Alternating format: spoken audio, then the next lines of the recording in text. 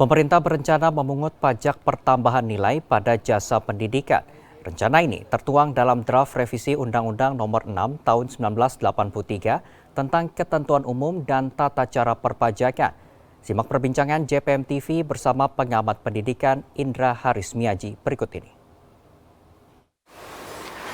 Pemerintah bakal mengenakan pajak pertambahan nilai terhadap jasa pendidikan alias sekolah. Rencana ini pun mendapat banyak penolakan keras dari berbagai lapisan masyarakat. Saya akan berbincang bersama dengan pengamat pendidikan Indra Harismiaji. Apa kabar, Pak Indra? Kabar baik, Mbak. Pak Indra, bagaimana kemudian Anda melihat rencana dari pemerintah ini mengenakan PPN terhadap jasa pendidikan? Ya, kita mungkin tahu ya latar belakangnya memang kondisi keuangan kita, pendapatan negara sedang minim. Tapi kalau sekarang kita bicara sekolah itu dikenakan PPN, pandangan saya ini kok melanggar konstitusi, tidak sesuai dengan amanat konstitusi kita, karena jelas tertera di pasal 31 mengatakan bahwa setiap warga negara berhak mendapatkan pendidikan dasar dan pemerintah wajib membiayainya. Nah, garis bawah wajib membiayai. Ini kan sudah bertolak belakang. Konstitusi mengatakan wajib membiayai, tapi sekarang yang mau dilakukan adalah justru malah mau mengambil uang dari pendidikan. Kan sudah bertolak belakang, harusnya membayar, sekarang malah mau mengambil. Nah, ini terlepas kalau kita nanti, kita bisa berdiskusi panjang lebar tentang dampaknya. Tapi kalau buat saya, kalau ini mau dijalankan, ganti dulu konstitusinya, kan gitu. Kalau memang harus seperti itu, jangan pakai Undang-Undang Dasar 1945. Buatlah kalau memang mau dibikin Undang-Undang Dasar 2021, ya silakan dibuat kan gitu. Tapi kalau masih menggunakan Undang-Undang Dasar 1945, di situ dikatakan pemerintah wajib membiayainya. Nah, kalau wajib membiayai tapi malah ngambil kan udah kebalik.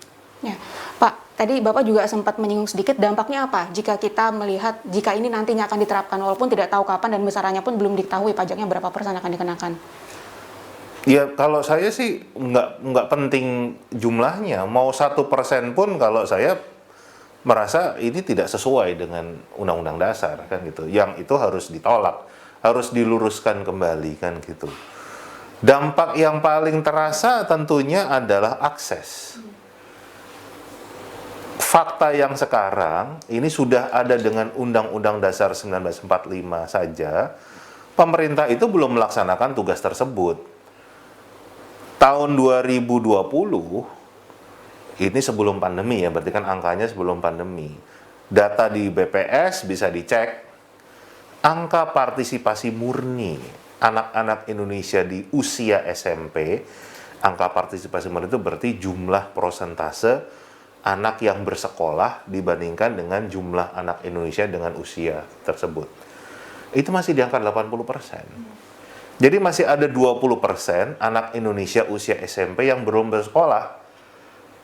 Berarti kan pemerintah belum menjalankan tugasnya membiayai pendidikan untuk 20% anak ini yang tidak bersekolah.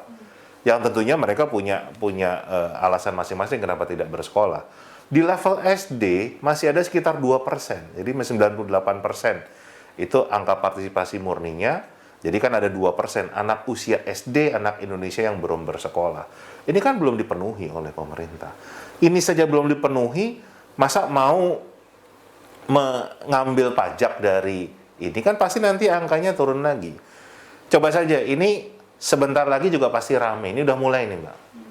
Tiap tahun kita itu selalu rame tentang PPDB kan. Penerimaan peserta didik baru selalu rame. Mau Jakarta, mau Surabaya, mau mana pasti selalu rame. Kenapa? Karena jumlah pendaftar ke sekolah negeri dan jumlah bangku yang tersedia, kapasitas yang tersedia, lebih sedikit jumlah kapasitas yang tersedia untuk sekolah negeri yang gratis ini. Nah, sehingga kan kalau orang masih milih untuk sekolah, tidak putus sekolah, dia kan harus milih ke sekolah swasta. Kan nggak ada sekolah swasta yang gratis kan gitu.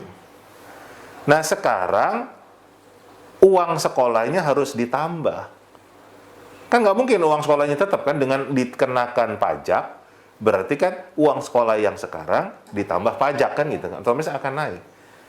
Dampak yang jelas adalah bagi masyarakat dengan ekonomi menengah ke bawah, mungkin nggak kuat, apalagi dengan kondisi pandemi seperti ini kan, banyak yang di PHK, banyak perusahaan yang bangkrut kan begitu. Ya, akibatnya angka partisipasi murni kita kan semakin anjlok kan begitu. Dan ini sudah terjadi loh pada saat pandemi, ya kan? Orang sudah bicara banyak anak putus sekolah. Nah sekarang mau dibebani lagi dengan pajak, ya makin banyak lagi yang putus sekolah kan gitu. Pak, kemudian apa yang harus dilakukan pemerintah jika misalnya ini mendapat penolakan keras dan Bapak tadi bilang melawan konstitusi, harusnya apa? Memangkaskah anggaran yang tidak penting di pendidikan yang bisa dilakukan di sektor ini apa, Pak? Yang pertama harus dilakukan, pemerintah itu sampai sekarang belum punya yang namanya cetak biru pendidikan.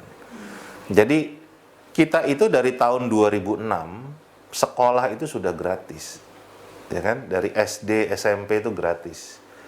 Tahun 2012 itu sudah banyak juga SMA, SMK yang gratis, dimulai dari DKI Jakarta. Tapi kenapa angka partisipasi murninya tidak meningkat signifikan, kan gitu? Nah, itu yang harus dianalisa dan dibuat blueprint-nya. Bagaimana supaya tugas pemerintah yang membiayai pendidikan dasar itu kan berarti dari SD dan SMP kan itu. Orang sudah mulai ngomong tentang pendidikan 12 tahun SMA SMK. Yang SMP aja belum beres kan begitu. Nah, buatlah blueprint-nya kan gitu. Buatlah blueprint-nya, kemudian kalau itu sudah tercapai 100%, baru kita bicara, oh sudah tercapai 100% nih. Berarti sekarang anak yang masih memilih di sekolah swasta adalah pilihan, bukan keterpaksaan. Jadi mereka mungkin ya orang kaya merasa nggak level di sekolah negeri ini kan gitu, sama saya mau cari yang berbeda. Itu baru mulai dipajakin, masih masuk akal. Gitu. Jadi sampai itu belum terpenuhi, janganlah pemerintah untuk berpikir untuk menarik pajak, kecuali mengganti undang-undang dasarnya dulu. Terakhir Pak, ini sudah bergulir di masyarakat dan banyak penolakan keras, kemudian juga ini draftnya sudah disampaikan ke DPR walaupun belum dibacakan oleh anggota Dewan. Dari Bapak inginnya apa? Sudah disudahi saja, tidak perlu diteruskan draft rancangan undang-undang ini?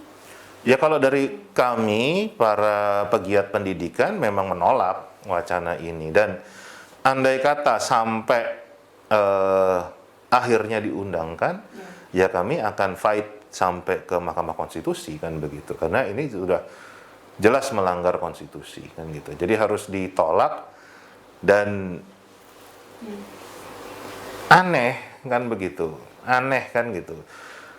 Juga harus diakui juga pendidikan kita ini salah satu yang terburuk di dunia, ya kan?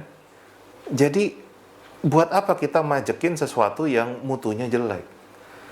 Agak berbeda kalau misalnya kita punya komoditas pendidikan seperti Australia misalnya kan gitu. Australia memang menjual pendidikannya untuk orang Indonesia, orang Malaysia, dia jual tuh pendidikan yang dijual ke sana. Itu dipajekin wajar kan gitu. Karena memang mereka punya sebuah pelayanan yang baik, ada harganya, diakui oleh dunia, dan yang datang itu adalah orang asing. Itu dipajekin silakan. Nah kita kan gitu loh, kualitas pendidikan kita aja buruk sekali kan gitu. Jadi malah mau dipajekin kan gitu. Mindsetnya yang menurut saya keliru. Jadi pemerintah tidak memahami konstitusi kita bunyinya seperti itu. Jadi ada kewajiban yang belum dipenuhi pemerintah. Jadi itu dulu dipenuhi, baru kita bicara yang berikutnya. Ya, baik, terima kasih Pak Indra atas waktunya. Dan kita berharap sama-sama karena ini bergulirnya mendapat reaksi yang keras juga dari masyarakat, dan berharap pemerintah juga ikut mendengarkan sebelum mengambil keputusan. Dari Jakarta, Tim Liputan JPM TV.